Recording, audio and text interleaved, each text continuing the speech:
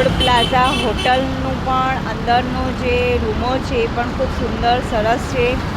જમવાનું પણ સુંદર આપણને ગરમ ગરમ પીરસે એવું છે. સવારનો નાસ્તો પણ વ્યવસ્થિત હતો અને ચોખ્ખાઈ વધારે હતી. અમુક હોટલો એવી છે કે ચોખ્ખાઈ નથી અને ગમે નહીં આપણને, પરંતુ પબ્લિકો પણ ખૂબ જ ઘણા બધા લોકો આવે છે દૂર દૂરથી આ લોર્ડ પ્લાઝા જ હોટલ બુક વધારે પડતી કરે છે. કારણ કે ત્યાં મેં જોયું કે ત્યાંના જે મેનેજરો છે, જે હોટલના આસિસ્ટન્ટો છે, બધા સુપર એટલે સુપર આપણને એ લોકો ઘણી બધી રીતે હેલ્પ કરે છે, ગાઈડ કરે છે.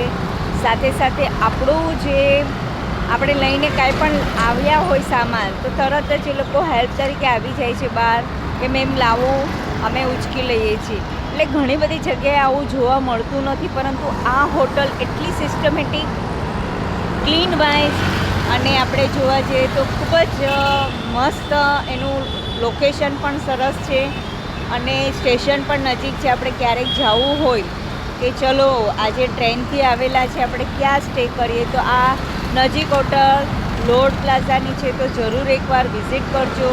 ખૂબ એટલે ખૂબ જ મસ્ત મજાની હોટલ છે, ગમી જાય એવી છે. અને ત્યાંથી ઘણી બધી થોડી ઘણી મેં શોપિંગ પણ કરેલી, સાડીઓ લીધી છે, ડ્રેસ મટીરિયલ લીધા છે, રેડીમેડ ડ્રેસ લીધા છે. એટલે ગમ્યું મને, એમ લાગ્યું કે અહીંયા લેવા જેવું છે, ત્યાં મેં લીધું.